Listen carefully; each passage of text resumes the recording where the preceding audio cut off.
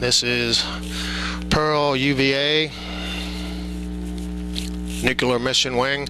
Comes in a shred material on the way it's made, and I'll take and fold it over. I'm going to have my wings out to about here. So instead of folding this over in half like I would a 2-aught and below, I'm going to fold it about 1/3 of the way. Make sure I get it on either side of the boogie dot. If you didn't want to use that boogie dot, you could use a barbell, dumbbell. Boy, how many times have I been called that in my life, hey? 210, 280 denier preferably, thread.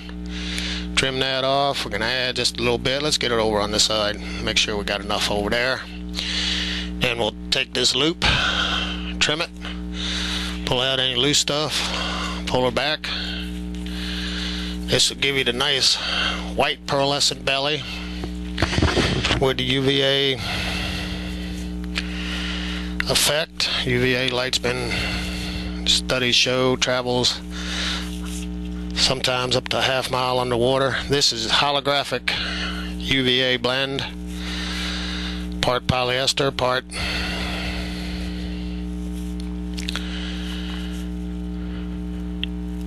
UVA, multi-layered materials. Most Mylars are not Mylars, as I've mentioned before. Okay, this one here we're going to grab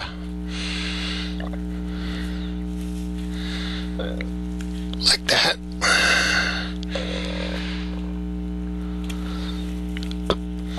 Excuse me, we'll trim this off a little bit, right about there.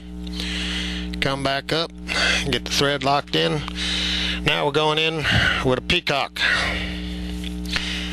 Peacock blended with UVA nuclear mission wing. That's a little way too thick for that. Pull some out. I normally do this right over my little trays. Get these at Walmart, made for cutlery, stuff like that. Manufactured by Rubbermaid, which is now owned by a company that does everything over in China, just like everything.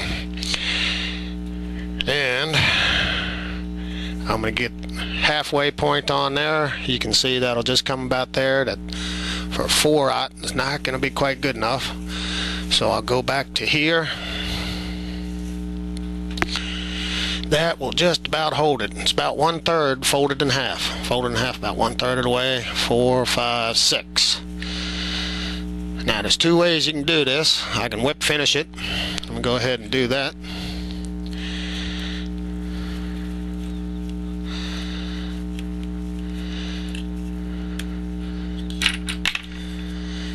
Now if you want a head cement, use a water-based. I will have a video on how to make that. Basically out of Mod Podge and a little poly acrylic, water-based acrylic. 1/3 Mod Podge and the rest polyacrylic.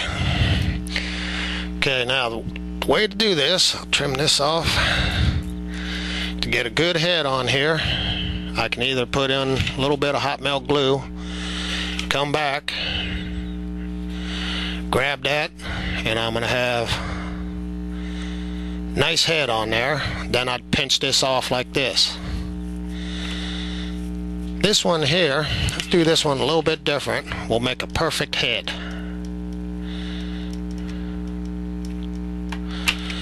Little bit of low melt glue. We'll trim that. Pull it back, trim it. Now we're going to pull some down around the bottom. Make sure it's on both sides. That low melt glue basically just holds it till you get ready to cook it. If you're tying half dozen of these at a time. Let's get just a little bit more right there. You'll see here in a second. Use a variable temperature heat gun. Black & Decker. Yeah, I know Black & Decker though owns DeWalt and everything else. Another one of those big company buyout things. And the variable temp gun, this one's not available anymore, but they make one just about similar. This one goes from 100 to 1100 degrees. I run it at about 3.5. The ones that they make now actually runs from 100 to 1000, so you play with it. We'll warm it up. This is the top of the fly right here. Heat gun's warming up. I'll pre-warm it, come down on it. So you started to iridesce. You don't want to overcook it. Always just give it a little bit and then come back. This is a reducer nozzle that comes with it that you put on there. Now that's turned iridescent. It's hardened up a little bit. What I'm going to do is just try to iridesce the sides on this a little bit. Sometimes you might have to turn it up just a little bit in heat wise to get that iridescence to come out. And any of these, what they call mylars, polyester, most are polyester based. You don't want to overcook, especially this holographic. That still has the nice holographic shine to it, plus the UVA part in it.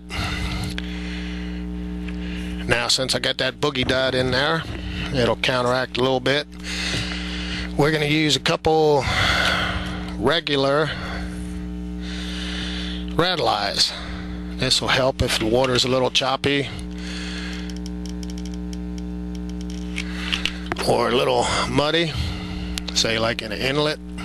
If you want to float around there in Long Island Sound or wherever on a little raft with an electric trolling motor, always rinse them out afterwards with water.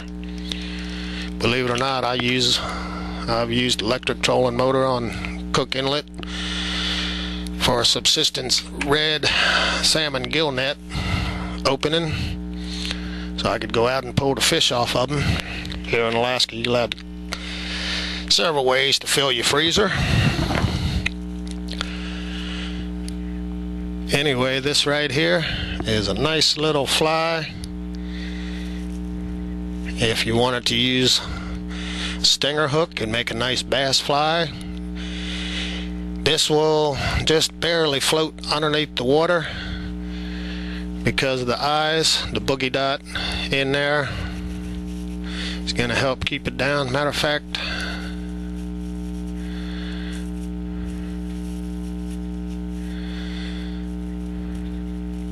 yeah, there it is.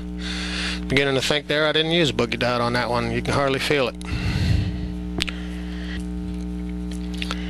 Sometimes that white or pearl UVA you're going to want to pull up just a little bit.